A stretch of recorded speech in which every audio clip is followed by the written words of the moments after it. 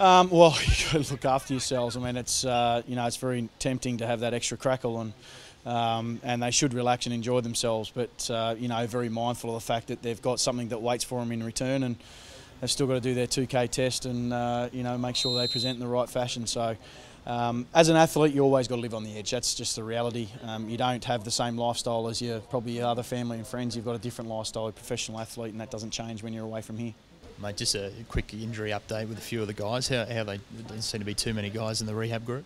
No, fortunately, I mean, Blackie's probably our most one at the moment, who's not necessarily expected to come back post-Christmas and start training, but everyone's else in pretty good shape. The other major one is, I guess, Lornberger, and he's sort of progressing nice and slowly. We're taking him steady with him to make sure he's right, but we've got 38, 40 on the track, so that's really pleasing, and that's been starting to get more players back after Christmas, day one, ready to start.